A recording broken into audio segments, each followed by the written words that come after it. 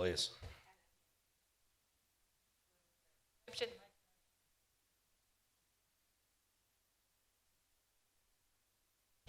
Hannah here. Grillo here. Tinsky here. Lorick here. David here. Guzikowski here. Seifert here.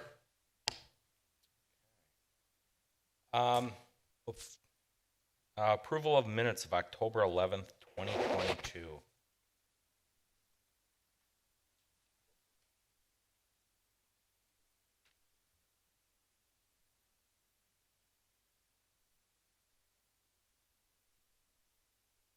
Guzikowski makes a motion to approve the October 11th, 2022 minutes as listed. Seifert seconds. Roll call, beginning with Commissioner Hannah. Hannah, aye. Grillo, aye. Tinsky, aye. Lorick, aye. David, aye. Guzikowski, aye. Seifert, aye. Before we get into item 4, I just want to make an announcement for the commissioners. I'm sure you're all aware, but if you haven't heard, longtime planning commissioner Wally Dickman passed away last week. He passed away last Monday, I believe, after short illness.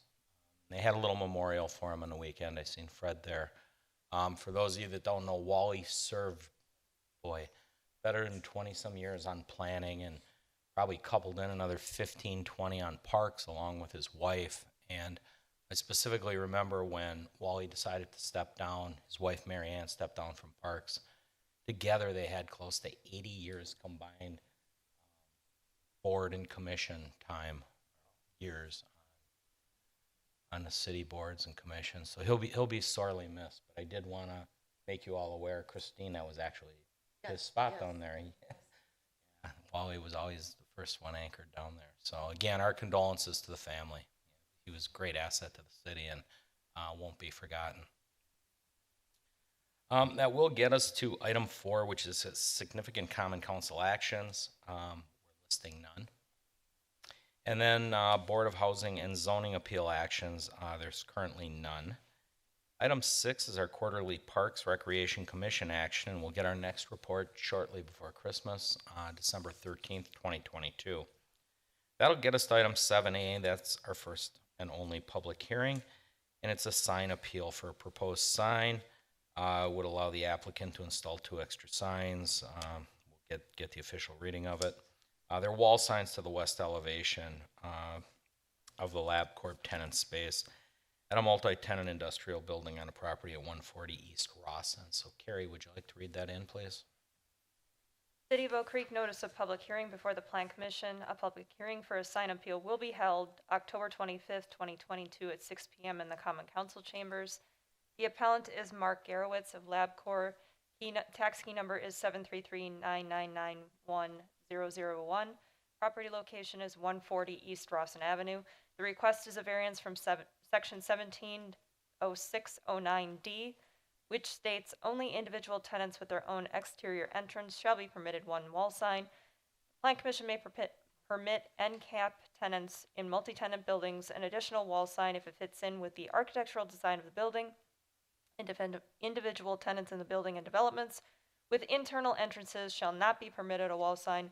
1 wall sign shall be permitted. The area of wall signs within a planned sign program shall not exceed the amount permitted per district as detailed in Section 170604. If granted, the variance would allow the applicant to install 1 2-foot by 4-foot wall sign and another 2-foot by 4-foot wall sign on the west elevation of the existing building at 140 East Rawson Avenue. The zoning of the property is M1 manufacturing. All interested persons wishing to be heard are invited to be present. Dated this 5th day of October 2022, Plan Commission, City of Oak Creek, Wisconsin, Mayor Dan Bukevich, Chairman. This is a public hearing. All those wishing to speak on the matter, please approach the podium, state your name and address for the record, and address your comments to the Plan Commission. This hearing is now open. Mr. Mayor, would you like me to provide some background? Please. The property in question is the multi-tenant, multi-building property at 140 East Rawson Avenue, and the variance is to have 2 additional wall signs that were not anticipated in the master sign plan, and that does require an amendment, which will be on the next agenda item if this proceeds. The proposed location is on the west side of the west elevation of the building, the tenant space that is currently occupied by LabCorp. These are intended to be signs for mostly wayfinding. They will be non-illuminated. They are there we go. They are intended to provide some information to those who are going to be providing services to LabCorp, basically dropping off and picking up. But they needed to separate those two areas and direct people to the correct area on the west elevation. So that's what these are for. And the top picture is showing the existing, this is post building modification that was presented to the Plan Commission just recently. And on the bottom, although it's a little bit difficult to see, those are the proposed locations and rough sign dimensions for those proposals that are under consideration in this item. Now, the variance considerations, Plan Commission can basically take a look at anything other than content on which to make their decision. Staff does not make recommendations regarding sign appeals. However, decisions to approve a sign variance must be made utilizing the following criteria. There shall be no public harm and there shall be a public benefit, and variance considerations shall include determinations as to conformance to section 170607 general sign regulations. That is the staff report for the variance. Mr. Mayor. Thank you, Carrie. As Carrie said, it is a public hearing. I will be making 3 calls. This will be the first, so if you'd like to speak, please approach the podium. We will need your name and address for the minutes. I'll now make the second call. Anybody wishing to speak? You don't have to, but sure, come up to the microphone, please, ma'am. And then we'll need your name and address. Graves. Oh, make sure you're on the mic, please. You can pull it down. Benz. There, thank you. Joan Graves, 4314 Taylor Avenue, Mount Pleasant, Wisconsin. Floor is yours. I'm just here to, in case there are any questions. Oh, okay. I think it's all pretty self-explanatory. Okay. Let me finish up the last call then, Okay, and then if the commissioners have something, just stay put. perfect. Be pretty painless. Third and final call. Okay, we will now close the public hearing on 7A and move on to new business 8A, which is consideration of this sign appeal request by LabCorp that would allow us to install the 2 extra wall signs that were described in the public hearing on the property at 140 East Rawson. So, commissioners, I'll open it up to you. Christine, will you start, please? Yeah, I have nothing. Thank you. Dawn? No questions for me. Ashley? No questions. Greg? I have no concerns, thank you. Okay, Chris? No questions for me either. Fred? No questions. None at all out of me. This was probably one of the easiest sign things, variances we've ever went through. So, non-illuminated, not a lot of questions going on. Congratulations, I think you set a record there. With that, motion on 8A, please.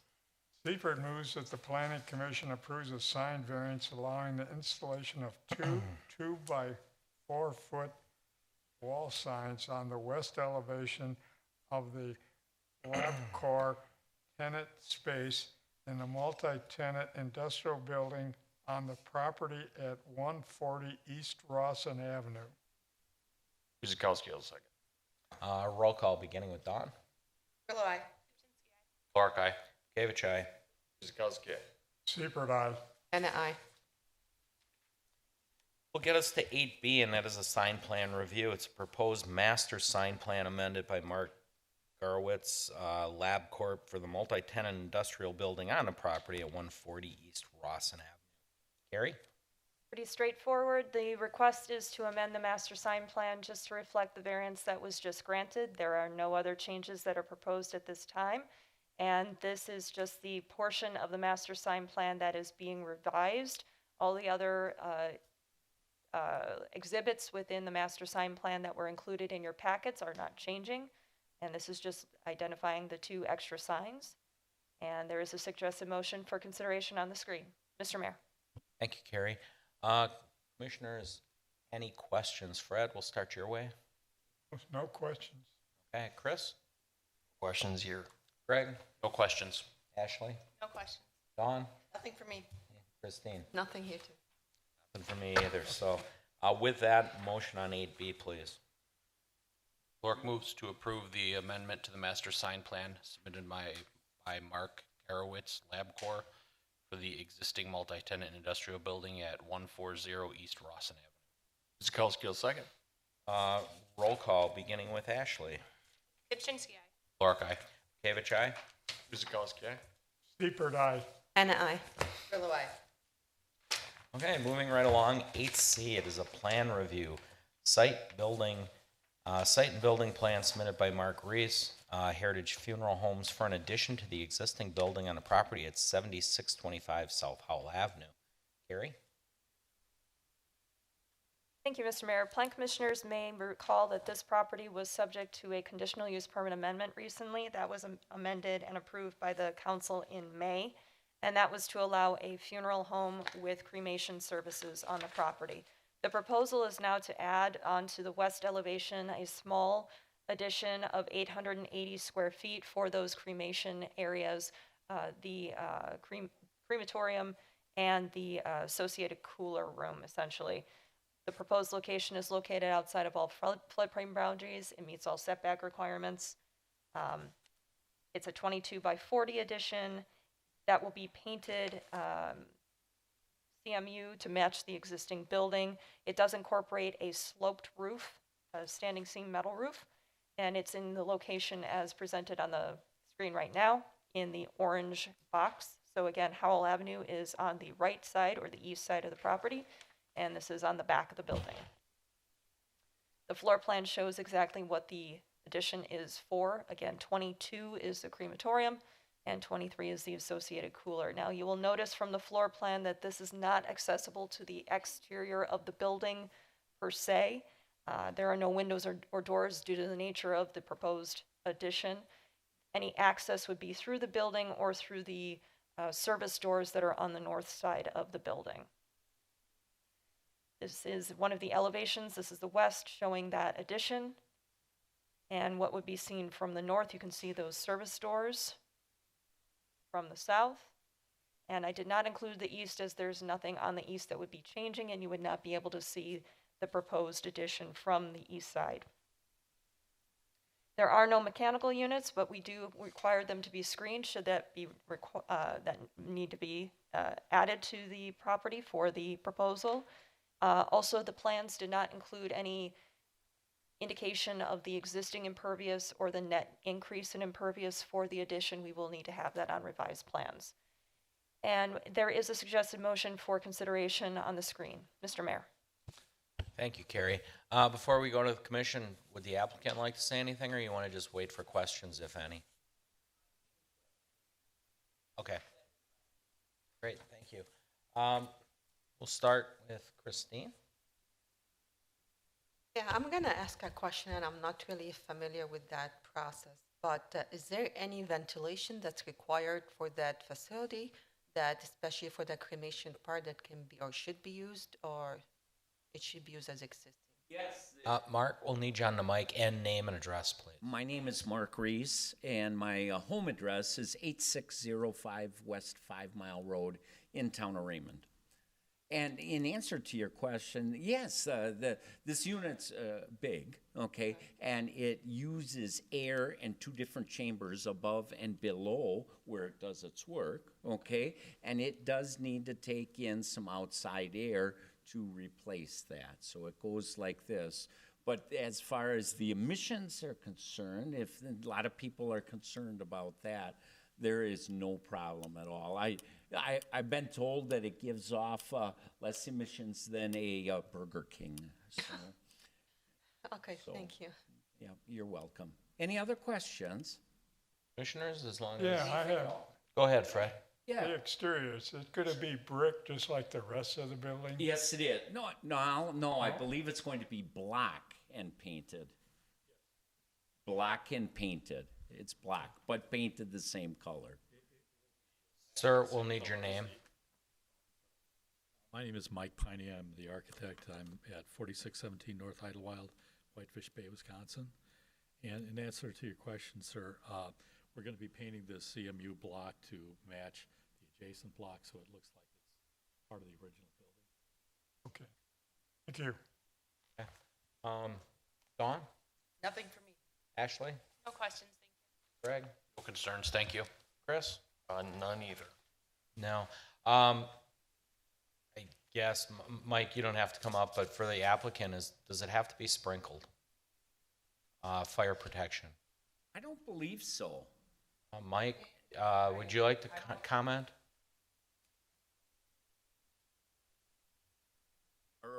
Our other building, it is not. Okay. New Berlin. Good evening, Commissioners. Mike Cavey with Fire. So the code for this structure, non-combustible materials, the building that that is attached to is a sprinkled building, but because of the nature and the square footage of the size of it, it's not considered a threshold of 50% more of the building.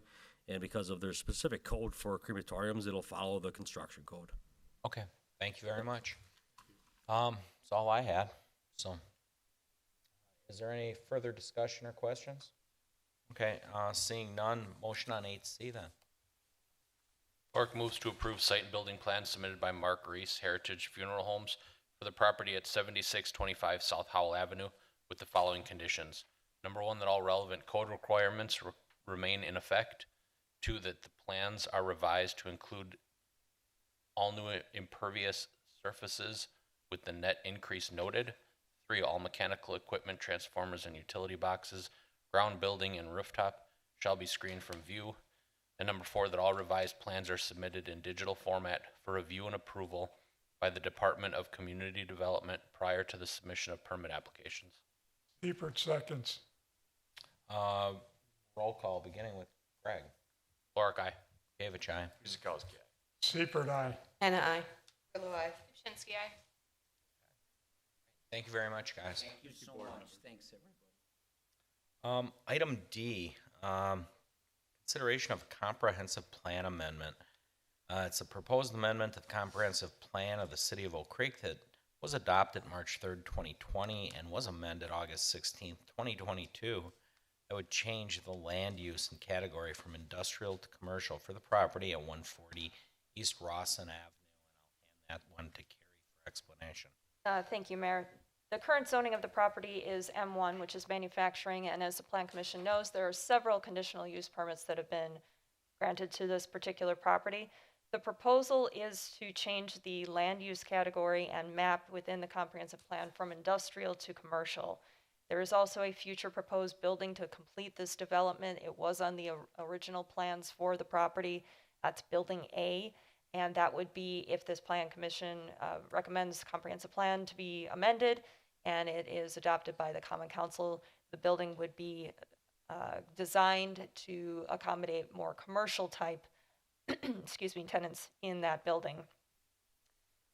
Just a little bit of background, staff did meet with the landowner and had a discussion about the existing tenancy and the anticipated tenancy for the buildings, including for A. And it was just determined that M1 is probably not appropriate. And it's not serving the needs of the existing and interested tenants, and that's pretty much evidenced by just the number of CUPs that we've seen come before this board and the Common Council. So with that information and understanding that the market trends have shifted since this was originally approved in 2017, there is an increasing interest in commercial flex space over light industrial and manufacturing flex space, especially in this area. And with the Building A anticipated to be presented to the Plan Commission very shortly, that commercial demand is anticipated to continue.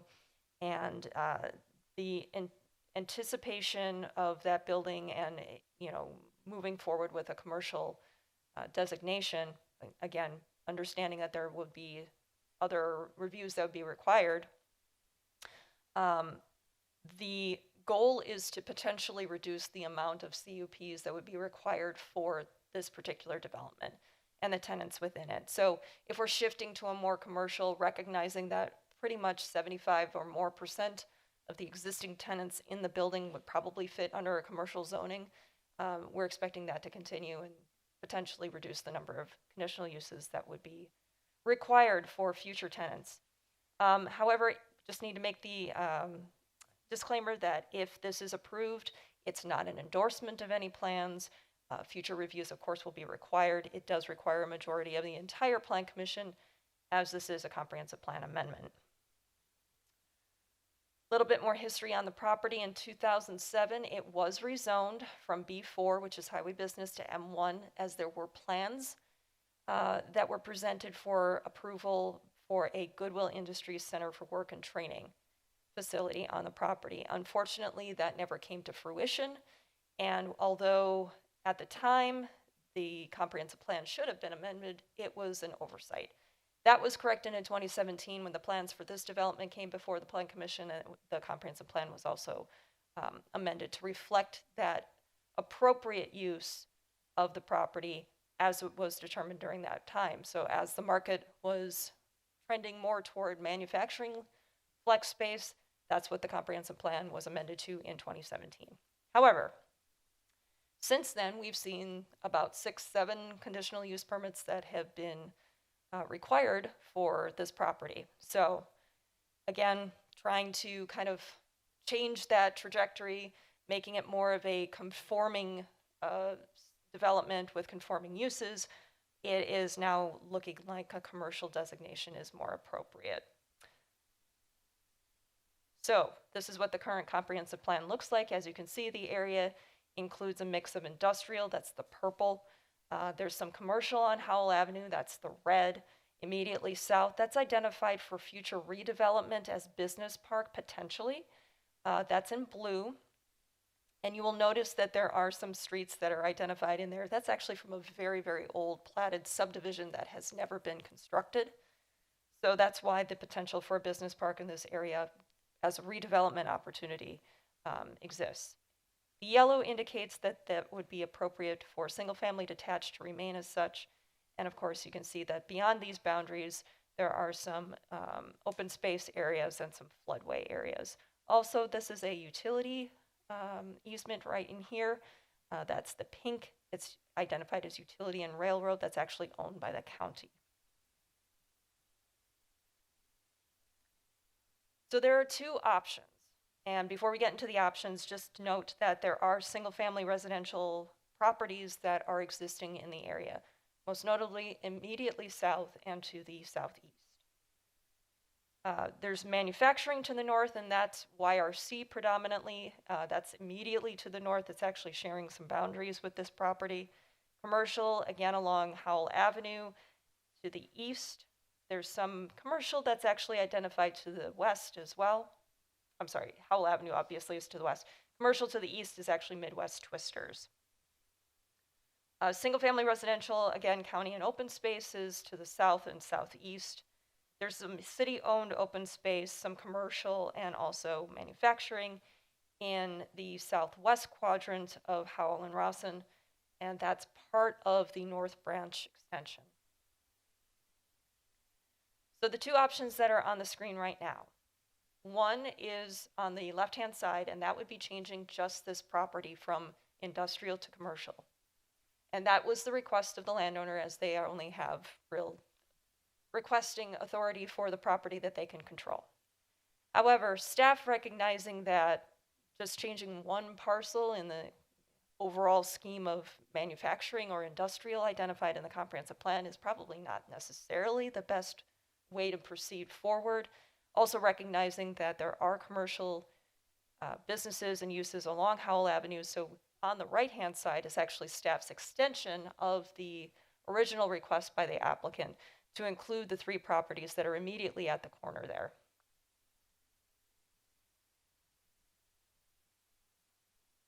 So within the context of the existing comprehensive plan and zoning code, it does appear that commercial, again, may be more appropriate for this development. We've seen multiple conditional use properties, and continuing on that path of issuing multiple conditional uses for a property is not ideal, nor is it a sustainable solution to this issue. So the existing users, and there may be a question about what happens with them, most of the existing uses within the development now would still be conforming under the existing conditional use permits, or they would be conforming to a B4 zoning district. Those that are not necessarily conforming, there are a couple of options. We can request a zoning text amendment for them to be considered whatever they may be, permitted or conditional in the B4 district, should that be the district that is requested. The other, and probably some of them will just fall under this category, the ones that are existing right now will be allowed to remain until their lease terminates and they move out. That use, that approval that they have received up until the rezone would not transfer. So in other words, once they leave, that approval for that use would also leave with them. So we wouldn't have that turnover. The anticipation is or the expectation rather, is that those non-conforming uses that would only be allowed in the M1 district would turn over to commercial once they vacate the property. And that was discussed with the landowner and they were fine with that. The two options that were presented by staff would be up to the Plan Commission to determine whichever one you wish to present to the Common Council. Part of the reason that staff recommended the additional parcels is because we see the nexus to Howell Avenue as being commercial, especially immediately across the street. And again, just a reminder, property would have to be rezoned should the comprehensive plan amendment be approved. Plan review would be required for that final remaining building, Building A, and depending on what type of uses would be allowed within the building, there may be a zoning text amendment that may be required in the future. So you'll notice there are two options for a suggested motion for your consideration. The first is just to amend the comprehensive plan for 140 East Rawson Avenue. That's the applicant's request. Option 2 is the expanded area, which is staff's proposal. Mr. Mayor. Thank you, Carrie. I appreciate that. Looks like we have the applicant with us. Would you like to say something for the I commissioners? was just so excited that this was moving so fast, I came up here right You away. are a lucky lady today. Words to say, so thank you for explaining it. So I'm Kristen Parks, and I'm from St. John Properties, 2000 Pewaukee Road, Waukesha, Wisconsin, 53188. Any comment, or would you like to wait on questions? I'll wait. Okay, we'll put it out to commissioners. Fred, we'll start with you. No, I don't see any problem. I think option 2 is what I would recommend. Okay, thank you for the input. Chris? I don't have any questions either. I would recommend option 2. Greg? I agree with option 2. Seeing that this was an applicant requested change, obviously the existing uses kind of fit better, but do you have plans for the additional area for future development? For the new building, we do have plans. We're revising those, so we'll be submitting those after this initial meeting. We'll start working on revising those. Do you know what type of use it might be? What was that? Do you know what type of use it might be? Can you share? There's still going to be flex buildings, but they're going to be more embellished. You know, the front's going to look different since it's facing Howell Avenue. It's not going to be, look like the typical manufactural buildings. So you're going to have more lighting, different landscaping, more different parking. So the parking will be different because you're kind of going to attract more of a retail user, office user with some warehouse needs. Thank you. Nothing else. Ashley? No questions. I agree. On? Christine? Yes, so I guess the question was, what are the possible tenants that are going to be for the commercial versus industrial? Do you have like a list of people approaching you, or just? Sure. So to give an example of what we service now, for example, a lot of athletic places, they like, a little bit of office with the back being, where their workouts are. We have a lot of medical types of facilities, therapies, like cognitive therapies and physical therapies. But then we also have some companies that just need an office where they're doing light distribution. They're selling their product, displaying their product, like flooring stores or contractors, companies like that tend to gravitate towards this type of building. Okay, thanks. My other question is, what would be the preference for that owner, option 1 versus option 2? Well, I like option 2 because I think it makes that whole corner more cohesive. I just think it's going to look, if we fix the problem now, it kind of helps plan from a development standpoint. I think it makes more sense to, and I have no relation to those 3 properties. I don't know them, but it just, to have more of a retail setting on that corner is more cohesive than, industrial. Because I don't think you would approve an industrial type building on that corner, and it's too small probably too, so. No, I agree with everyone. Option 2 makes sense. Thank you. Okay. I would agree. I mean, option 2 all the way, without a doubt. That hard corner there is a very valuable corner. Should look quite different than what an industrial user would be looking for. And then, if I'm not mistaken, all the properties going to the north are B4s, correct? I would have to verify the zoning districts for all the properties in the area. The hard corner is currently zoned B4, and most of the inquiries that we've received on those properties, which are for sale, have been for commercial type uses. So, that's all I have. As far as it goes, I just want to comment. This really shows the flexibility of what we do, because these buildings were constructed with a particular use in mind, and pandemic kind of changed a lot of things, the way people did business. I think it's really a credit to not only the developer to be able to accommodate that and make use of it and fill these spaces, but for staff too, to recognize what's going on and the ability of the city to flex with it and really do what's right in the end. So, kudos to both developer and city staff for that. Okay, with that, there's no further discussion. Motion.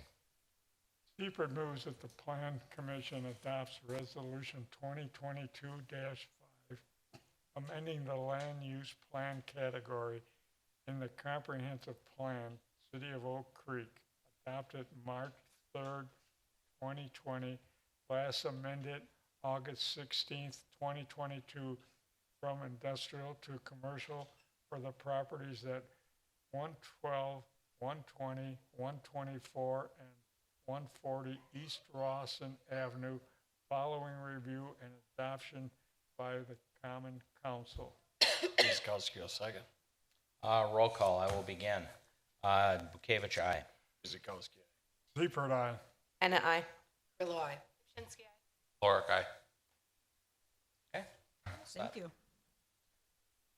That will get us to item 8E, and that is a plan review of site, building, and related plans submitted by Matt Trebadowski of the City of Oak Creek for an accessory structure on the property 800 West Putes Road. Carrie. Thank you, Mr. Mayor. This is the existing DPW facility, and there are some environmental areas on the property that would affect this particular proposal, particularly with the replacement fuel tank. It is currently below ground. They wish to move it above ground. And part of the reason that they want to do that is it's currently located in a floodplain, and this allows them the most flexible area, and it actually allows them to comply with the floodplain ordinance by elevating that concrete 30 by 15 proposed concrete pad and support to 2 feet above the base flood elevation. So this effectively takes it out of the flood fringe. And that area will be surrounded by a chain link fence. So it is protected multiple ways. Part 2 of the request is for a detached canopy over a new fuel island in the exact same location as the existing fuel island. That is a 30 by 20 by roughly 19 feet tall metal canopy. It does meet all the setback requirements. Everything is going to be behind the existing fence and gate.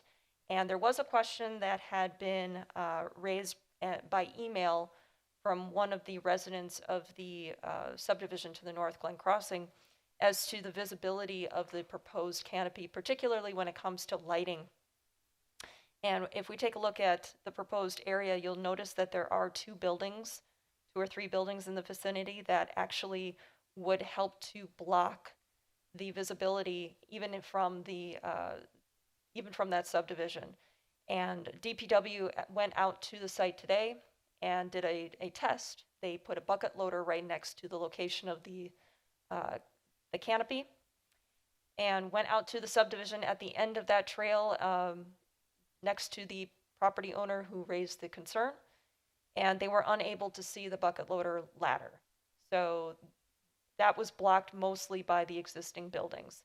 With regard to the lighting under the canopy is actually going to be recessed, so it will be directed downward.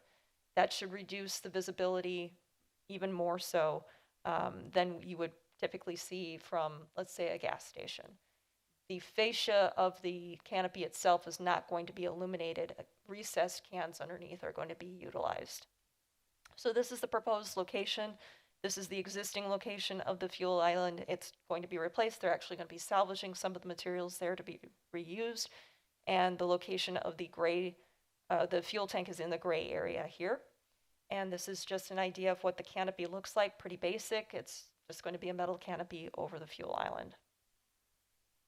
There is a suggested motion for consideration on the screen for the Plan Commission. Mr. Mayor. Thank you, Carrie. We'll go right to the commission with questions. Brad? Questions? Chris? The only thing I'd comment on is the fact that the extra step staff took to make sure that this wouldn't be a eyesore, if you will, by being above ground. So I appreciate that they did that.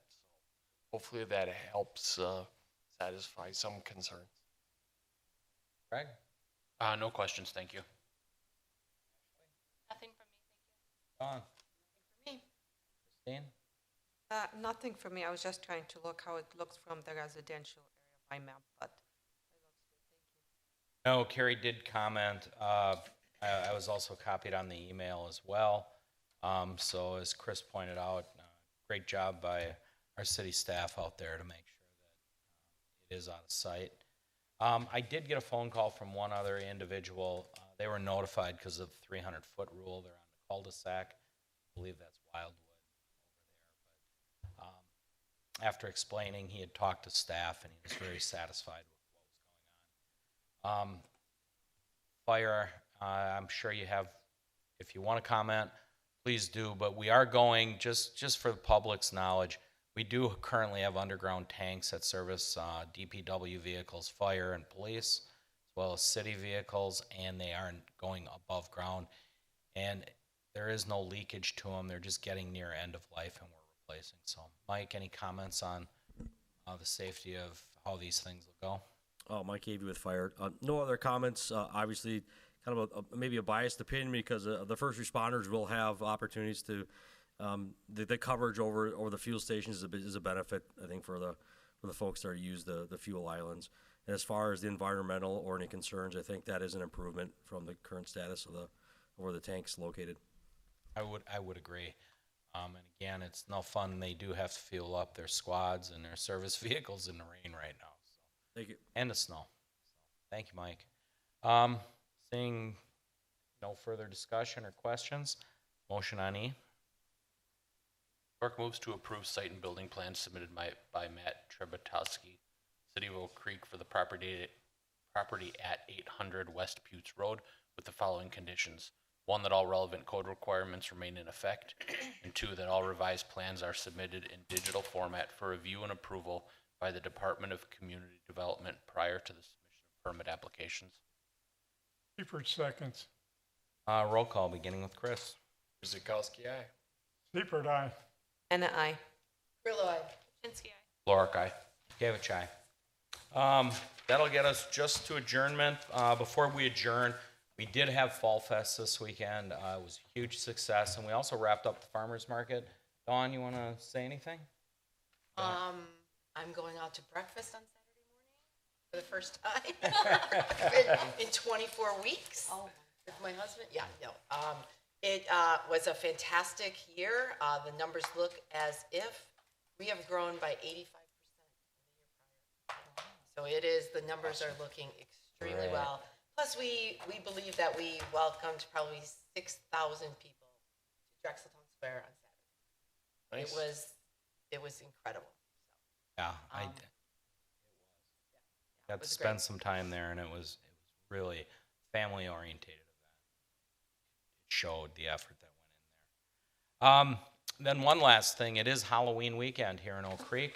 All the little ghosts and goblins will be out from 4 to 7 on Sunday, so please keep your porch light on if you are participating and handing out candy to the likes of superheroes and anybody else that graces your doorstep. And just a word of caution, the streets do fill up. We do have a very robust Halloween celebration here with a lot of kids. Please be careful out there when you're driving. There's a lot of youngsters out there, so please take it easy. So, and have a safe and happy Halloween, everybody. So, with that, that'll get us to adjournment. Grillo moves to adjourn at 6:41. Seifert seconds. Roll call, beginning with Fred. Seifert, aye. Anna, I. Grillo, aye. Kaminsky, aye.